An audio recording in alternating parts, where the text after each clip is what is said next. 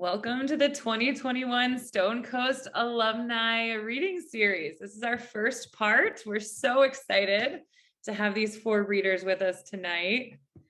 So thank you all for joining us. It's great to see you. We've got more coming. We'll give everybody a moment to sort of arrive in the room, and then we'll get started pretty soon after that. But welcome. Well, my name is Jenny O'Connell. I am the Stonecoast MFA Special Programs Coordinator. And so I work part-time in the office on initiatives, both our WISE initiative, which it's called the Writing for Inclusivity and Social Equity initiative that Robin Talbot, who just arrived. She just came into the waiting room. Maybe Robin will want to speak to it in a moment, but hi, Robin, welcome. I was just announcing the WISE initiative and talking about that a little bit. Yeah, thanks for joining us. So I work with Robin on different Stonecoast programming around writing for inclusivity and social equity. So we do a bunch of social justice focused programming through Stonecoast, whether that's readings or seminars on different topics. I also this year have been working on an alumni business of writing series where alumni have shared kind of tools of the trade and tricks that they've learned from being in the field. And so both of those series will be continuing next year, but we are thrilled to kind of finish off our 2021 programming with a celebration of our alumni who have published books this year. And so tonight we are joined by four alums you'll get to know in just a moment. I'd also like to, before I introduce my co-host, Troy, I just want to let everybody know, I'm sure we know Zoom by now, but I do recommend the speaker view for this, just so you can see, it'll spotlight whoever is speaking. And please, as you probably also know, keep yourself muted while the readers are reading, just so it doesn't distract, the background noise doesn't distract from their readings. But welcome everyone, and thank you for joining us. I am lucky tonight to be co-hosting this series with Troy Myers, who just started a different kind of reading series through with another Stonecoast alum, Amanda, who is also here. So Troy, would you like to introduce yourself? Tell us about the Stonehouse Reader Series. Yes, I am so honored to be here, Jenny, and to see Robin and some familiar faces. My name is Troy Myers. I graduated in poetry in summer of 2015. And last January, kind of in the depth of the pandemic, or the first depth at least, a colleague and I, one of my classmates, Amanda Plow, we started a weekly or mostly weekly reading series for Stonecoast alumni. So we've had a few faculty, alumni, in fact, 3 of the 4 readers tonight have read for us this year. We broadcast most Sunday nights, and we're on Facebook, and feel free to drop in. And if you're a writer, if you're an alumnus, please contact me or Amanda. We need readers. Thank you. Awesome. Thank you, Troy. And thank you, Amanda. We're really excited to be teaming up with you and so grateful for everything you've done this year to kind of bring the community together around reading. It's been truly, truly great. So, Robin, Robin Talbot, do you want to say a quick hello? You're kind of one of the celebrities at Stonecoast. I don't know, but I love seeing everyone. I wanted to just, secret message everyone. Hi, Gail, how are you? So it's great to see everyone as always. And, Jenny and I were talking about the end of the year WISE, 2 readings and how very important they are, and how much it really does fit within the mission and the vision of WISE, because at the core of any social justice movement is community.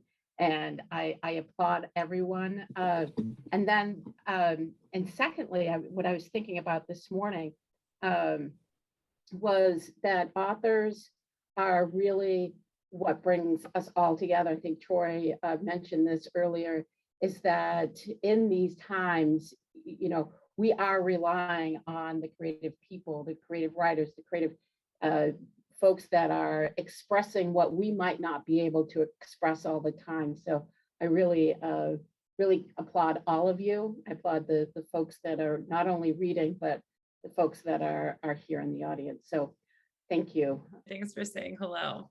Awesome to have you joining us.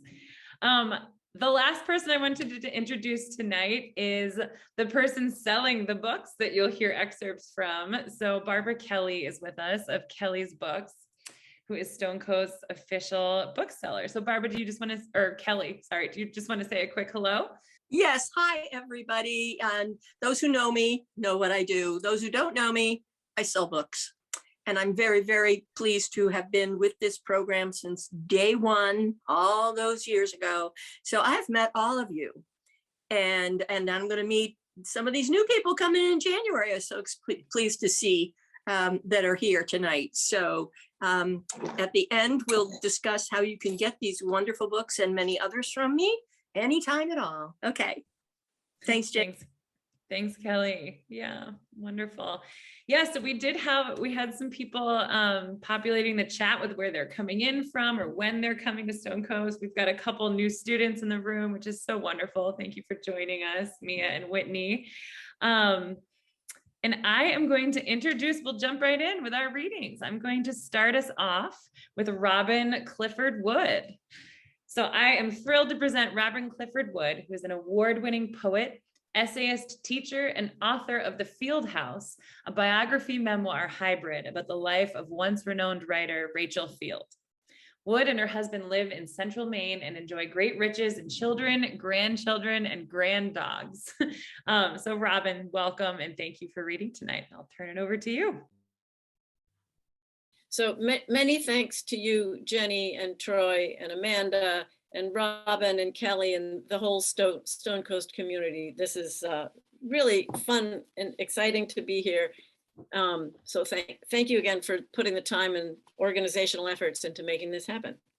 I'm going to dive right in. I'm reading about Rachel Field from my book, which is it's a biography of Rachel Field, who was a very, very successful author in the 1920s and 30s.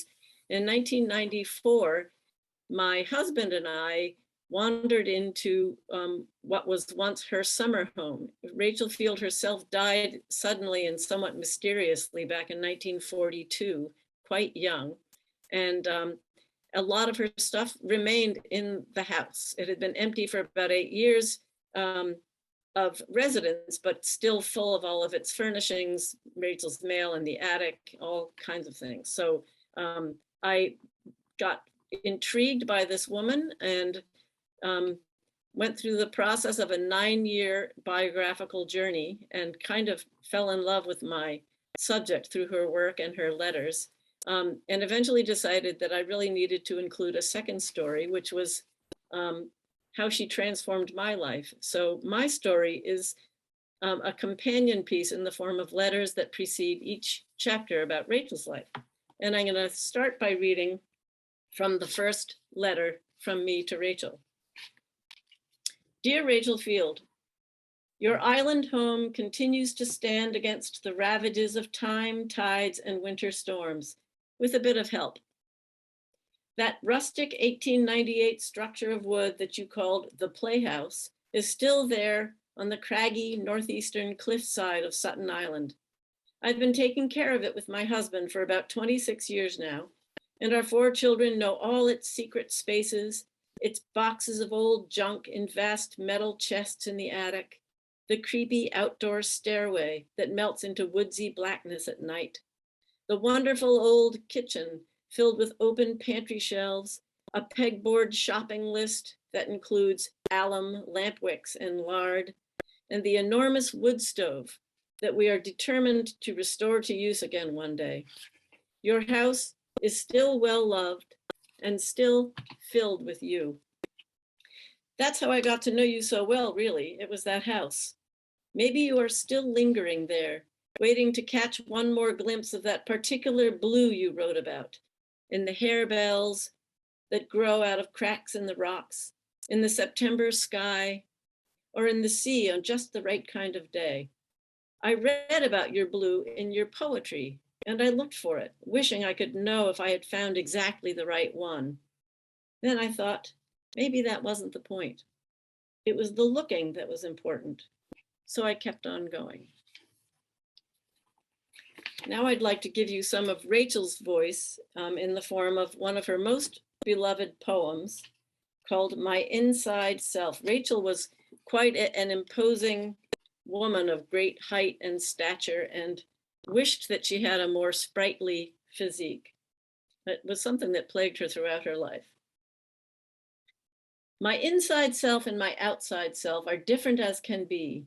My outside self wears gingham smocks and very round is she, with freckles sprinkled on her nose and smoothly parted hair and clumsy feet that cannot dance in heavy shoes and square. But oh, my little inside self, in gown of misty rose, she dances lighter than a leaf on blithe and twinkling toes. Her hair is blowing gold, and if you chanced her face to see, you would not think she could belong to staid and sober me. She went on to write poetry for adults and a lot of adult novels that were made into films. She really went all kinds of places, but I'm going to focus here again on her first introduction to Sutton Island itself. No one knew, least of all Rachel herself, how her life would be altered by her introduction to the Maine coast. From the year that I was 15, Rachel wrote in 1934, I have been going each summer to a small, beautiful wooded island off the coast of Maine. And I suppose that it, more than any one other thing in my life, has helped me with my writing. For it means roots and background to me. It creeps into nearly everything I write, and I never want to be anywhere else when summer comes round. Roots and background were essential forces throughout Rachel's life, but the roots and background of her Stockbridge ancestry faded out of sight once she discovered Maine. And here's what she wrote. One doesn't have to be born in a place to have roots there.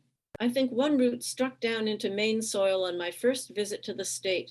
It was when I was 15 years old, the most impressionable age. I shall never forget how I was stirred by my first view of the Maine coast, coming into Rockland in the early morning light. I felt an uplift, as at no other place, in the firs pointing skyward, the glisten all around me, the old ships from distant ports at the wharves. These things still stir me. Now I'm going to shift ahead to a part of Rachel's life that was kept secret throughout her entire life. She had a very impassioned love affair that ended in heartbreak.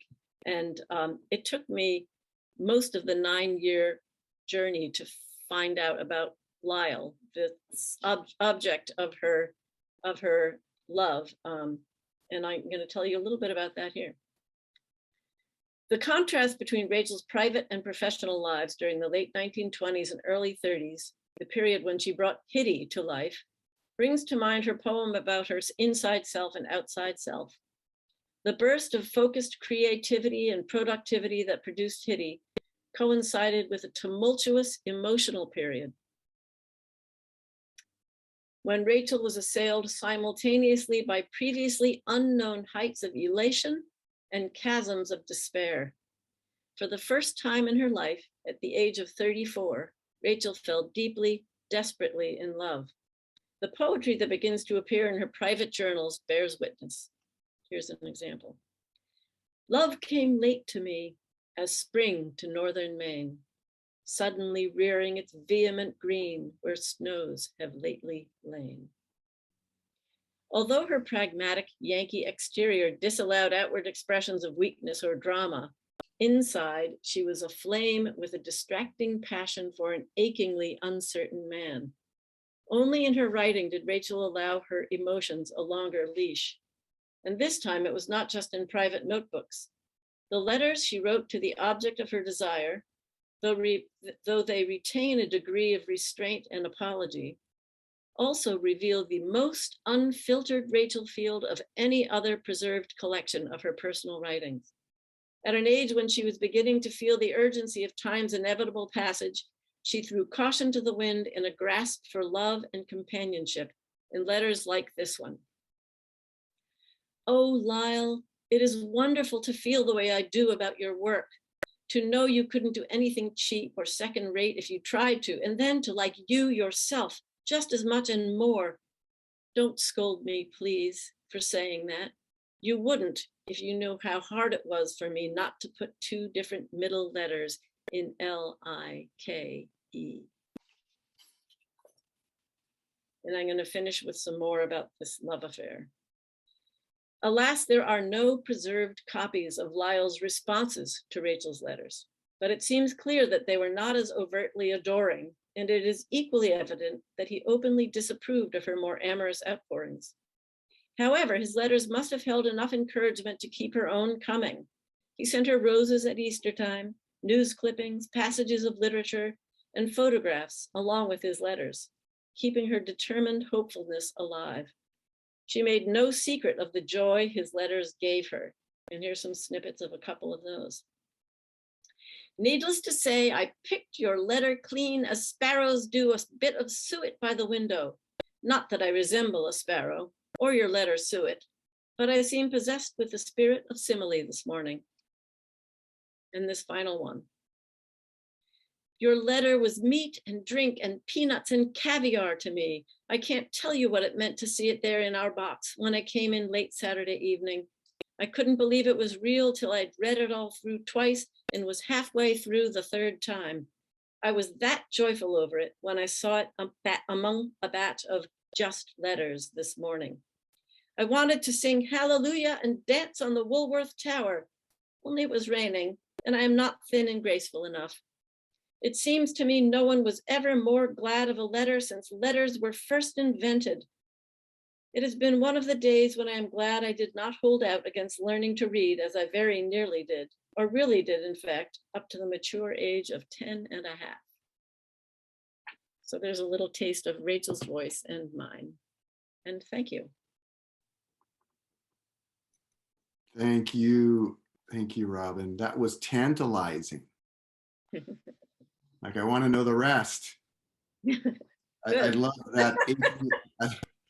I love the achingly uncertain man, possessed by the spirit of simile, two phrases that I really stuck with me. But you said she had a mysterious death.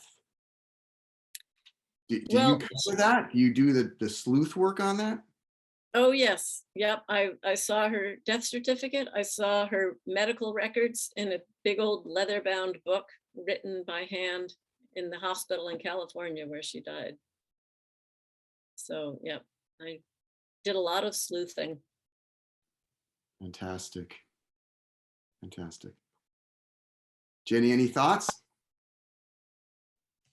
Thank you so much, Robin. I love the really strong writing of place. It's clear that that has had a big impact on you. And I also want to hear more. Thank you for sharing. Thanks for having me. Thank you again, Robin. I'm going to introduce our next guest. If you're just joining, this is the Stonecoast Alumni Book Reading Release reading. We have one this week, one next week. My name is Troy Myers. I'm a graduate at Stonecoast MFA from summer of 15. And I'm introducing Josh Gothier. Josh Gothier is a Maine-based fiction writer, playwright, and librarian. He works across genres with a focus on fantasy, horror, and romance. His short work has previously been published in places such as No Sleep Podcast and the Stonecoast Review. His debut novel, Land of Outcasts, released in 2021. Josh, how are you? Doing great, Troy. Thanks. Good to see you again. You're one of the readers on Stonehouse series this year, you and Robin both, so it's nice to see you. Yeah, good to see you too. Yeah, thank you for everyone putting this on. And Robin, I think I saw Justin in the comments as well for being here. And for everyone who turned out, we've all been so distanced, and I love being able to do things like this and hear from people like Robin's great reading just now, and just to see all these people, it's very fun. So. What are you going to read tonight for us, Josh? From your book, I guess. Yeah. So Land of Outcasts is my debut. It's an adventure fantasy novel. It came out in April of this year. And yeah, should I just jump right in? Yes, it's all your time. All right, so I'm going to read a couple excerpts from chapter 1. Before I dive in, I just want to show it is illustrated. I'm very proud of these throughout. So in chapter 1, our main character is Eli. He is a gunslinger mercenary, and his traveling and adventure partner is Sasha, who is a large black battle unicorn. And as the book opens, they've gotten into a bit of trouble back home. They did the right thing, and that made some people unhappy. So they have run away to a swamp in the very south of the continent where they can kind of just lay low for a bit, hopefully not get up into any trouble, and kind of figure out what their next step is.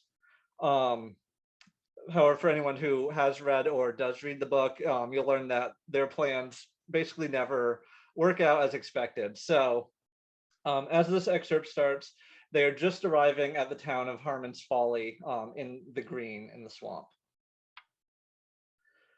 The building Eli was most pleased to locate was the low-lying structure perched over the swamp with an attached dock and a hand-painted sign offering a bossy's food and drink, with an arrow pointing down the slope to the doorway. Their rations were running low, and Eli had hardly eaten anything all day. He very much looked forward to sitting indoors and enjoying a meal that was neither smoked nor salted.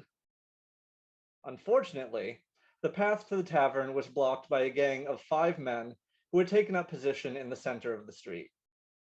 They were simply armed with clubs and staves and knives, and wore no armor, though they looked formidable enough at a glance and were heavily muscled to a man. Eli, though not weak by any measure, was slight of person and not particularly intimidating in appearance. He still disputed this, but Sasha had pointed it out enough that he had to admit there might be at least a little truth to the claim. When the leader of the motley band stepped forward, smacking his club into his offhand, likely intended as intimidation, it became clear that the men were not about to let Eli and Sasha pass without inconvenience. Honestly, all Eli wanted was food, a drink, 5 minutes peace. Was that too much to ask? He pulled his coat tighter, concealing his weapons, and continued forward.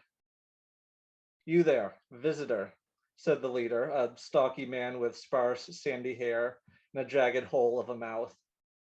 "Is that a real unicorn?" "Eli?" Sasha asked in response, loud enough for the men to hear. "Is that a pig in the street ahead? It's difficult to tell sometimes."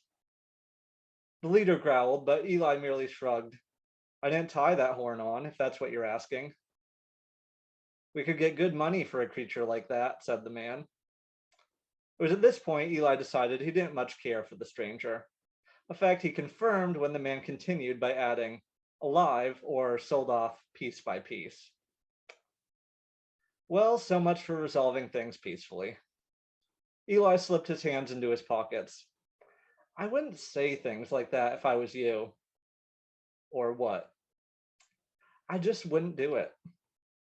"Well," said the man, "it doesn't matter much what you think. Now step aside and let us take that beast for ourselves." Sasha watched the would-be bandits quietly. All around them, curious eyes observed from open windows and creaking storefronts. Eli didn't raise his voice or shift position. Aspiring outlaws like this were a little like chickens. You had to speak calmly and not make any sudden moves in order to avoid spooking them. "Listen, friend, I'm not looking for a fight. I'm just trying to make sure you understand what you're asking. Have you really thought this through?" "Little man," said the leader, "the unicorn's coming with us one way or another." One of the brutes at the back of the group held a heavy rope already looped to go around Sasha's neck. "The only question is whether we're going to have to spill your brains on the street before that happens." Why did they never take the hint? "Are you sure you can handle her?" "Shut up and get out of the way." The leader stepped forward, leveling his club at Eli's face across the distance separating them. Eli was trying to do them an undeserved favor. He held out his empty hands, but didn't back down. We're not looking for trouble. Let's just part ways here and forget this ever happened. The man moved closer. One more word, and you'll have more trouble than you care for. Eli looked at Sasha, at the muscles taut beneath rough black hair and tough skin, at the raised scars that crisscrossed her flesh, at the sharpened metal shoes nailed to her feet. A jagged scar ran down the side of Sasha's face, right across her milky white eye. She stood taller than Eli by a fair measure, and every inch of her was iron-tested battle unicorn. Eli looked back at the sandy-haired man, whom he was now certain had a death wish. He couldn't possibly be this stupid otherwise. He did quick calculations. 2 knives, 3 clubs, 2 staves, 1 rope, and not a trained stance among them. He didn't want to fight, especially if he didn't have to, and this was one fight Eli did not have to participate in. Fine, he told the group. She's all yours. The leader blinked his surprise, but Eli ignored him. Really, Eli? He heard Sasha mutter, but didn't stop as he circled around the men, keeping one careful eye on their movements, and made his way down the hill into the dingy tavern. The girl behind the bar couldn't have been more than 12, though the green had already taken its toll on her skin, her teeth, her hair. She smiled at him as he entered, and though there was nervousness to it, Eli decided that the expression fit her well. At least someone here gave a pleasant enough welcome. I'm going to skip ahead a little bit. He orders, gets some food, checks out the other people in the bar just to see who's around. And then as he's waiting for his meal, even as he examined the room, who knew a bar stool could feel so wonderful? He mostly listened for the sounds from the street outside. As the girl set the mug in front of him, he heard the first of the shouts. One of the drunks in the back mumbled something and rubbed his nose without waking. When the girl set Eli's food next to the mug, he heard Sasha whinny. That was followed by the first thud of a body hitting the ground. The bread was dark and crusty, but still warm. It was almost good. It would have been a welcome change, Eli thought as he ate, to simply arrive in town and order a meal without all this unnecessary difficulty. Why couldn't they have accepted his favor and saved everyone a lot of trouble? The screams started a moment later. Orders turned into pleas for mercy. Begging was silenced by a crash of breaking wood. It seemed fair to estimate that they hadn't kept up an orderly attack for more than a minute. Shame, really, that it always came to this. With a final crash, silence fell outside. Eli sipped his drink. It was strong and thick, with an odd aftertaste that clung to the roof of his mouth. Not as horrid as he had prepared himself for. The girl behind the bar stared at the doorway in the sudden quiet, and even the woman at the end of the bar had stopped turning the pages of her book. Eli waited, counting the seconds until he heard the familiar thud-thud, thud-thud of Sasha's metal horseshoes descending the steps into the tavern. Judging by her gait, she had enjoyed herself. The servant girl now gawked openly, her mouth hanging open and her eyes wide.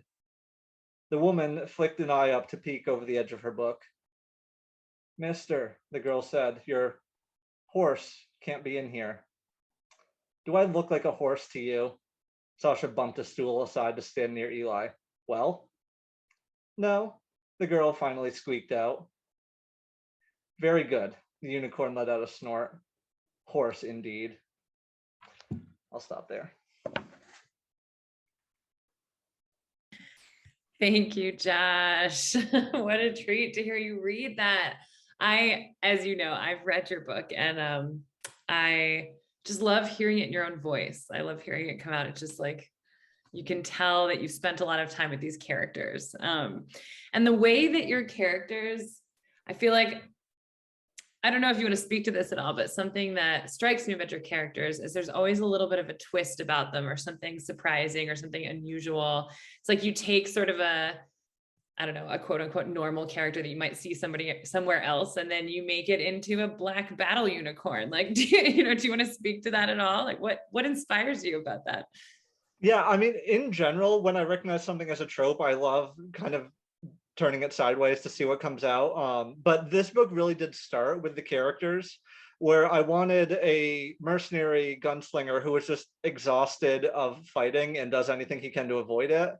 And then unicorns are so often the kind of peaceful, pristine, white creatures of fantasy. And I was like, what if I just kind of reverse all that? And she was the violent, sarcastic combatant of the group. And then I'd stick them together and just shove them off into the world to have an adventure. And really, like, that was the starting point, but then it grew into so much more as I spent time in this world. I love the world. I love the characters. It's been so much fun to work with, and I'm excited to get back into it, hopefully in the new year. So. Great, thank you. Troy, do you have anything to add? I think, Josh, you nailed it. I love the battle unicorn. I love that conversion or inversion of that classic trope. And honestly, it's funny, which is nice to see in fantasy fiction.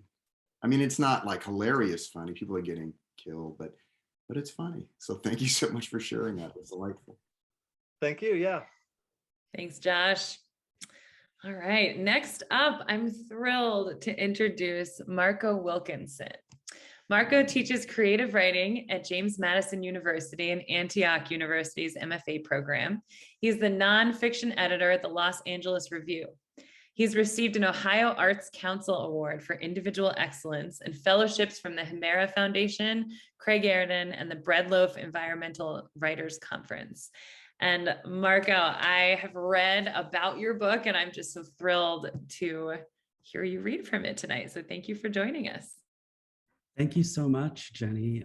Thank you, Jenny, Troy, Amanda, for putting this on and organizing us all together to be able to do this. And thank you to Kelly for slinging the books as always. And to Robin and Justin for continuing the Stonecoast community all these many years. And a special thank you to Emma Boudelet and Penny Geisinger, who are my cohort for my days, who are here tonight.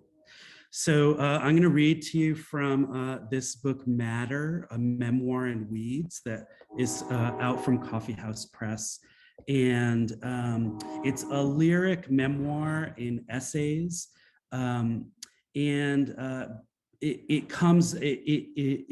Its genesis was during my time in Stonecoast.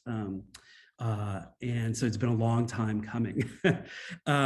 So I'm going to read to you the opening. It's a memoir about me, a queer only son of a single mom who's an immigrant from Uruguay and raises me on her own. My father is not only physically absent, but my mom and my entire family really did everything possible to utterly obliterate any information about him from my life. So that's sort of the big picture of what this book is about. And it's told through the metaphor of weeds, not weed, but weeds. Prior to my life in writing, I was a horticulturist and an organic farmer. And so for me, I see the world and move through the world in the language of plants. So I'm going to read to you the opening, which is a kind of an overture for the book. And if there's time, I'll move to the very end of the book and read a short piece that feels like a good kind of bookend for everything that happens in between. So this opening overture is called Weeds, This Semblance. I am a gardener, this birthright from grandmother and mother and aunt passed down and diagonally to me. A stolen bit of history, inútil, this useless love. For much of my adult life, I have worked my hands through plant leaves and plant roots, worked my mind through folklore and Latin names, soil and air, worked myself into this semblance of a garden, staving off the weeds. But the more I garden, the less I weed. Burdock's root reaches too deep. Matter runs riot through the back places. Shepherd's purse gives itself away to the wind, heart by heart-shaped seed. Instead, I forage. I make friends with the excessive and out of place, this unkempt garden. My life, these weeds. A weed is excessive, too good for its own or anyone else's good. Virtuosic in its reach and fecundity, it exceeds expectations. An overachiever, it surprises and perplexes when so little was asked of it. A weed is out of place. It cannot say how it got here to this lonely spot. To say it is pilgrimed here would suppose intention and a singular trip carried out in one body to one place. Rather, this travel has been going on endlessly, across generations, a nomadic life. One day, out of places, here. I am a gardener and find myself year after year less able to do what is necessary to keep up the semblance of a garden. Redbud seedlings invade, and I think of the rough nodules of their roots fixing nitrogen in the soil. Spiderwort fountains out of unexpected places, but its flowers are the purple blue of the deepest summer twilight sky. Dandelions aren't even weeds to me anymore, to my neighbor's great disappointment, but bitter tonic in salads, rich sweetness in tea, acidy pickles in pasta, cheerful reminder to be optimistic, even in desperate circumstances. As I write this, my 73-year-old mother, who has been visiting us for a month due to waning health, is outside vigorously, single-mindedly, furiously hacking at weeds coming up between the flagstones of our front walk. For her, there is no question of order and its need, of the immorality of weeds or their excision. Some things must not be allowed to rise up. Though she is resolute, I can't tell anymore if my life is choked with weeds or nothing but them. Whether to make a reckoning of it means clearing a little space of legibility or taking field notes on the little and the many that populate this space, this semblance, this life. I cannot tell except by telling. I forage this little life from here and there, violet leaves from the lawn, sumac seeds from the highway shoulder, wild grapes off the chain link fence. I dry summer's linden flowers for the winter. I dig up and casket shovel killer dock roots in alcohol, reinterred in my basement as medicine for the future.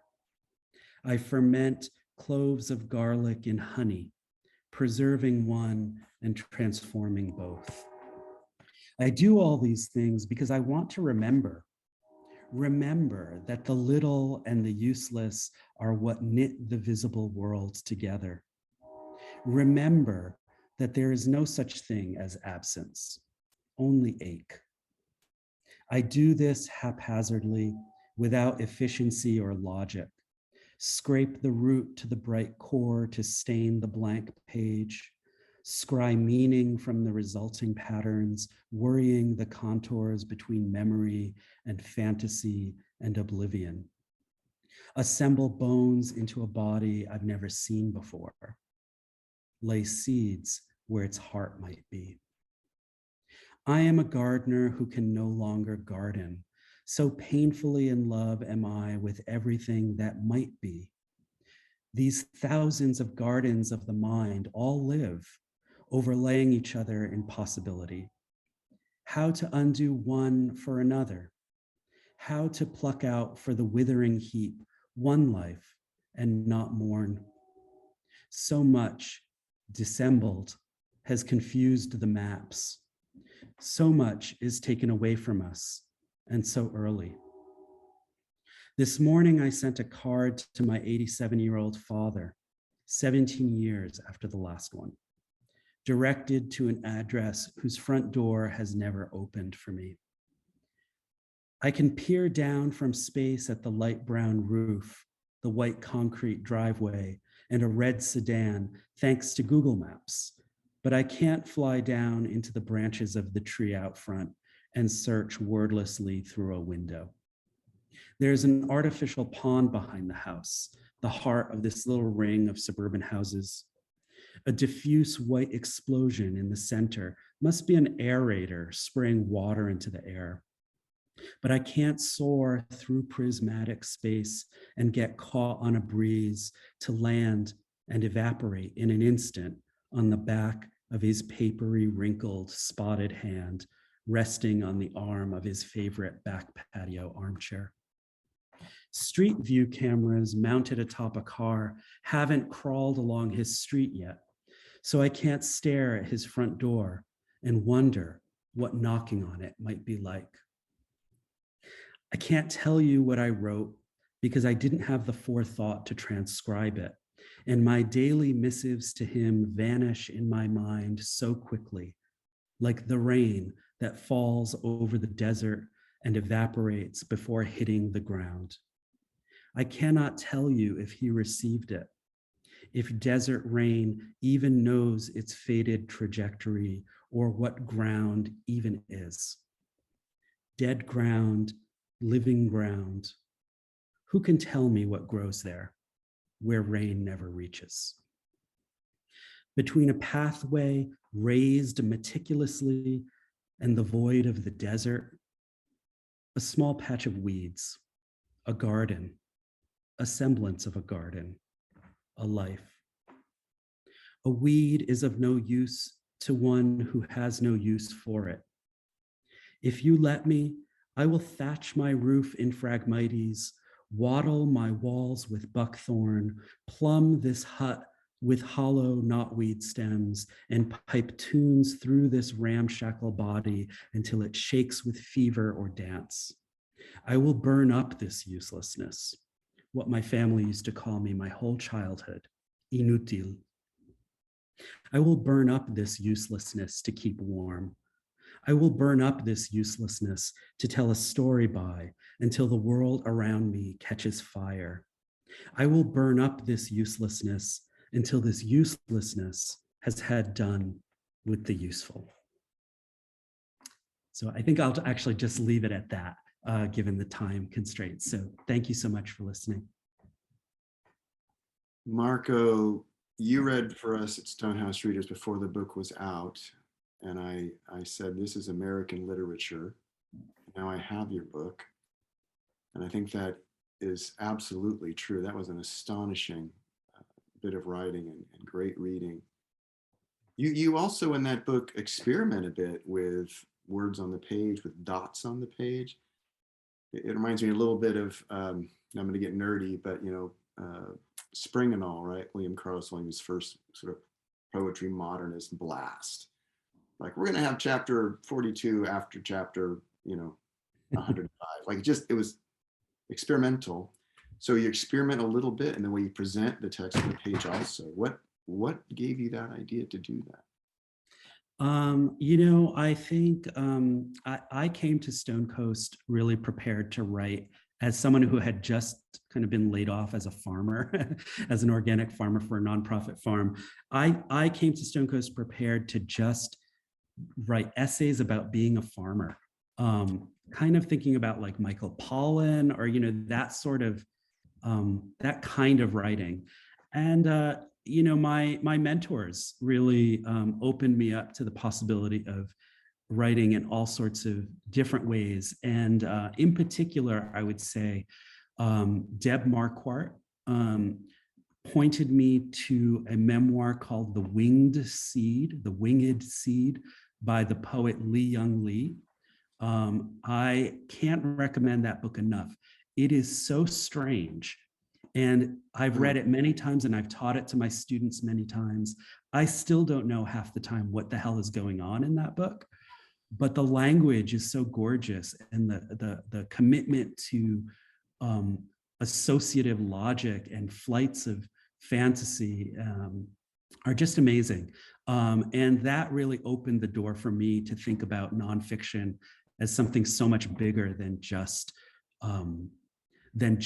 the conveyance of kind of facts, I guess. Yeah. Thank you so much. Jenny, anything you'd like to add in response to Marco's reading? Oh, Marco, you just had some heart-stopping imagery in that. And I just loved some of the language and the poetry in your language and the active way that you write weeds and horticulture and all the metaphors that come with that. So thank you. That was stunning. Thank you. Well, hey everyone, we have one final reader tonight. I'm excited to introduce her as she is a poet, which was my genre. Nyla Lyman's debut book-length collection of poems, Frail Union. It's published in September by Encircle Publications. Her poems have appeared in Bellevue Literary Journal, Hunger Mountain, and Poetry Quarterly, as well as other journals.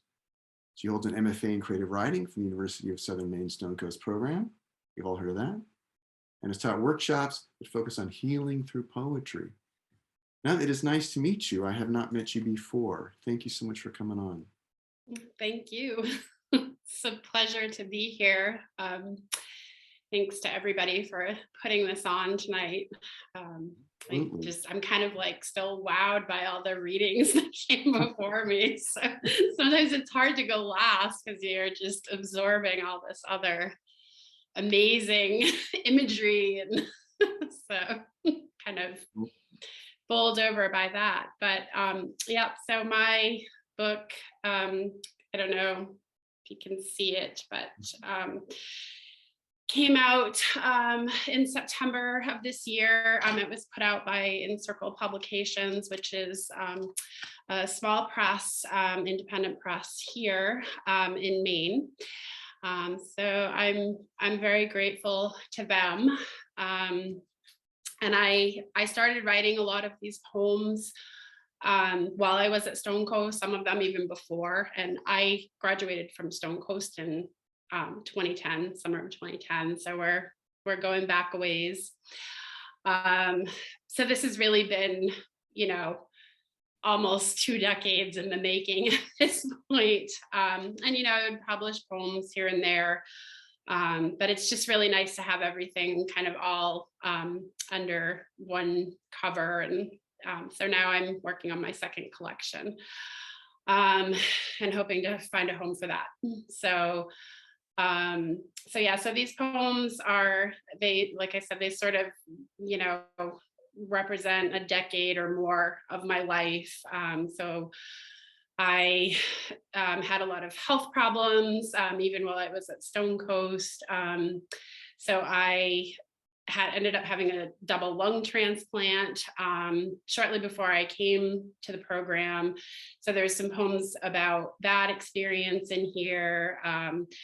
I moved around several times over those years, and went through a divorce. And so, so it's tough when you're putting a book of poems together to try to come up with something sometimes that's like cohesive and covers a lot of ground. I'll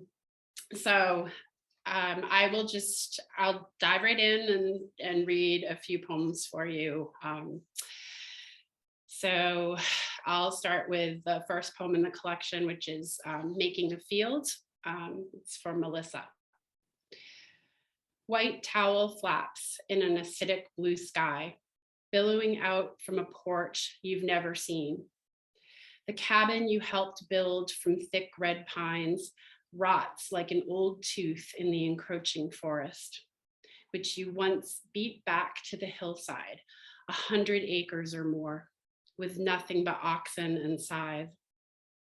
It's sinking fast now, receding into the soft line of discarded leaves and moss. I believe that some things had to go, gated cemeteries in the woods, full of the graves of soldiers and unnamed infants, sometimes whole families.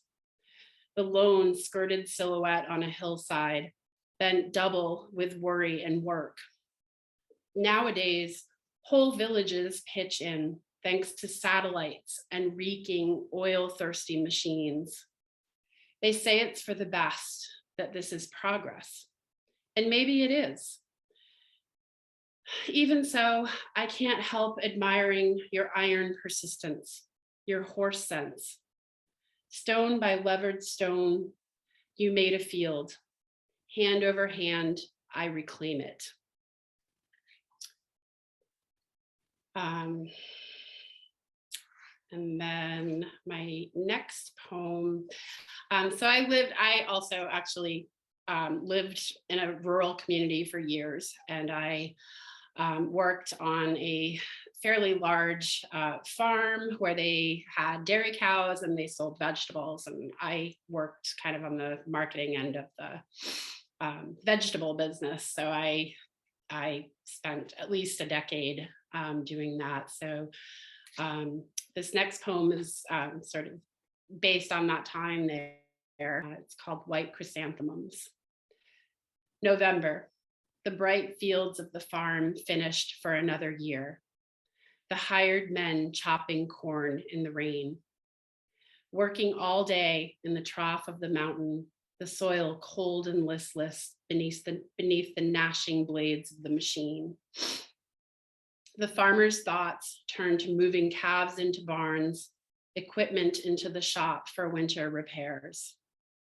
The hot weight of ripe tomatoes on the vine, no longer a pressing concern, nor the muskmelon with those fragrant, urgent umbilical wounds. The quiet months approach swiftly. He's looking forward to those January afternoons curled up cat-like in his armchair by the stove. From her silent kitchen in the farmhouse, his wife surveys the lacerated earth, recalls the faces of people she won't see again until the following summer. The earnest young workers who dream of owning land themselves one day, the wide-eyed customers crossing the road with their cloth shopping bags, eager to see what new offerings the day has brought. She thinks of clay jars filled with gladioli, brilliant spikes of punch reds, corals, lemon yellows, what she imagines the tropics must look like. She places white chrysanthemums in the window. Excuse me. So the next poem has to do with when I was living out in the woods. We actually lived off grid for many years.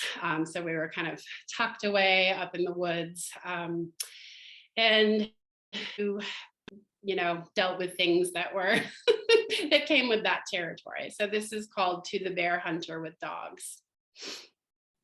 Perhaps you didn't know that on the morning before his death, the bear emerged from the brush at the edge of the pond like a dark apparition, that a plumed cadre of goldenrod bowed down to him as he passed, that he glistened sleekly in the plain light of day, that he carried the creamy surfeit of summer on his broad back, that the sight of him took my breath away, so that I could not have run if I had wanted to, that the sun-struck hills bore witness to the moment, the still verdant tamaracks too, that the flat eye of the pond was a mirror, holding us in a brief, unified vision, that the first report from your rifle the next morning slapped the entire valley awake, that the second was an affront to all hunters,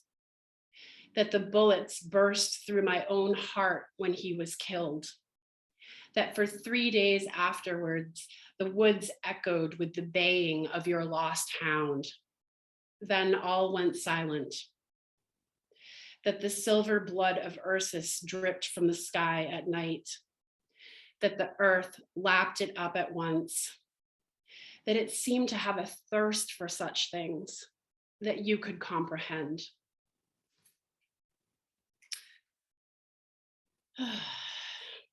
So, and then skipping ahead, this next section deals with my lung transplant. So this was, I spent a lot of time in the hospital, as you can imagine, before the transplant. So this one is called Company Leaving. Snow sifted down all afternoon, and the plow trucks passed by every hour, keeping pace until dusk, when the sky cleared unexpectedly. The lights had already come on over the hospital parking lot, bathing everything in an electric orange glow. I watched from the window of room 121 while he went out to brush off the car. Tried to remember what it was like to walk unfettered by oxygen canisters and plastic tubing. Looking out at the night, I pictured myself there, leaving for home with him and breathing regular air again, clear and sharp as starlight.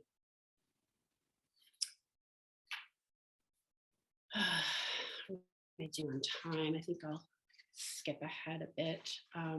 So this poem is in 5 parts, and it dealt with, I tried to go into what the transplant experience itself was like, the waiting for it, and then the actual experience of waking up from the surgery.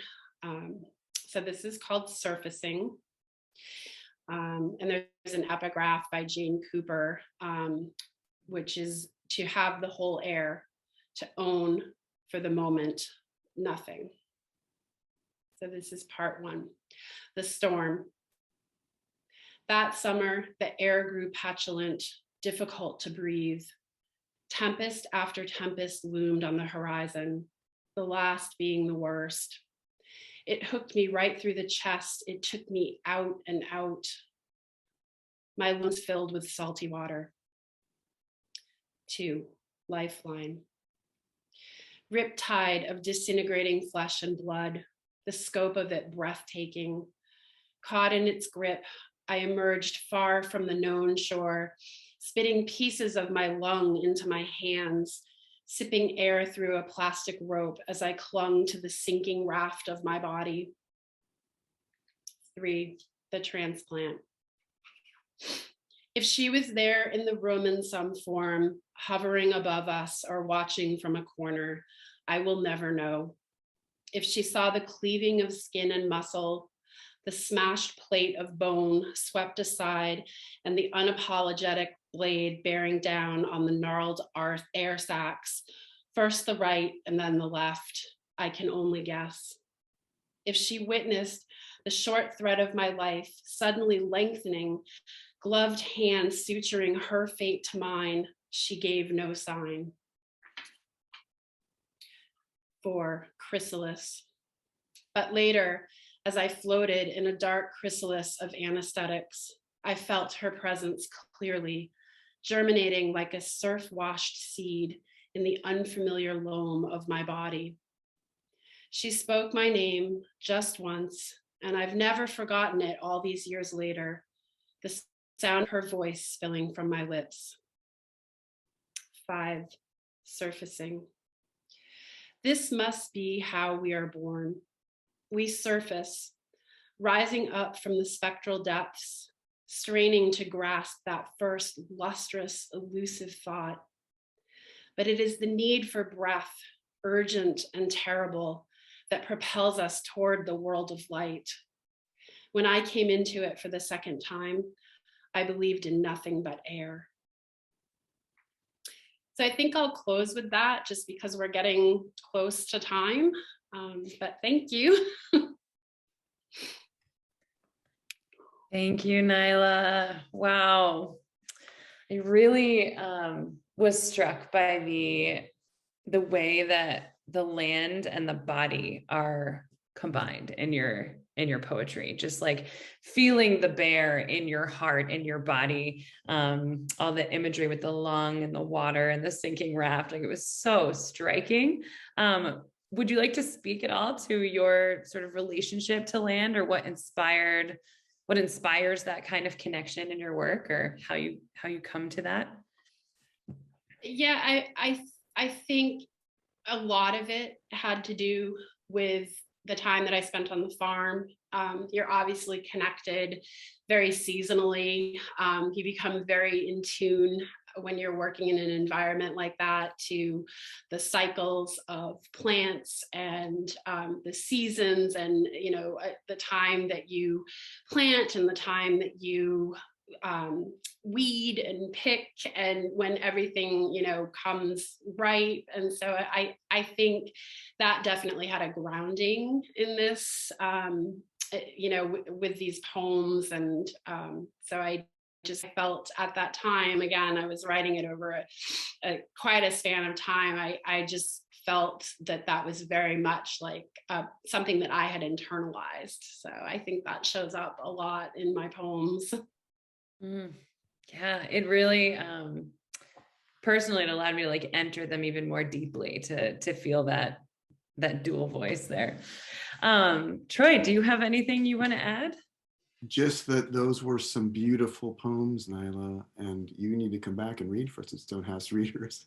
But the plume cadre of goldenrod bowed down as the bear passes. That bear poem was epic. Yeah.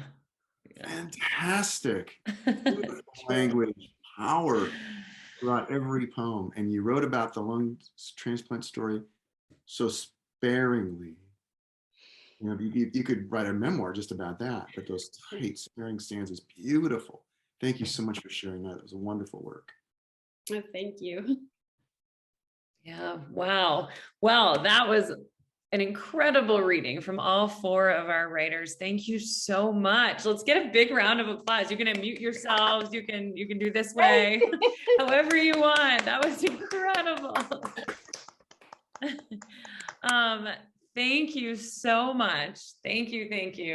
And I was just struck thinking all the way through about how much setting really inspires each of you. It's amazing. We didn't do that on purpose, but each of you is just so carried along by the setting in your books. And wow, you brought us on a journey. Thank you. So in a moment, I'm going to open up the room. We can last year, what we did afterwards was anybody who wanted to stick around and say hello, you're welcome to hang out a little bit longer. But I did want to just give a huge thank you to Troy, to Amanda, who will have the recording of this up on the Stonehouse Reader Series page for all to enjoy.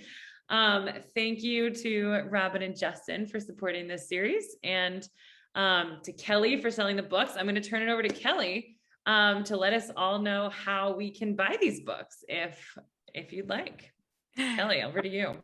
Great. Once again, you all just blew me right away. I mean, listening to your work, I would say it would inspire me to write, but I'd be lying because I don't write anything, but it inspires me to keep reading all of your work. So for those of you who would like to purchase some of our readers' books this evening, there's several ways you can do it. Those of you who know me, just send me a quick email or give me a call. The books are here in my house. And I can, if you're local, I can deliver them to you. If you're not, I medium mail them to wherever you are, free media mail. If you want to, you can go to my website, kellysbookstogo.com, and click on the bookshop link, and there is a list of all of the books that we're going to be having tonight and next week. And you can click on those and order them directly there. They come from one of my distributors I deal with, but I get the credit for them. So if you want to do that, you can just click away. But like I said, once you're there on the website, there is a note where you can say, order books, and the note comes directly to me. And then I will call you, email you back, or whatever, tell you what the prices are. Once again, they're all wonderful. They're sitting over here in a pile over here in my living room right now. So just get in touch with me anytime. And it's kellysbookstogo.com. Or if you want to get to me directly, it's kellysbookstogo@gmail.com. Or for those of you who know me, give me a call. Okay, thanks.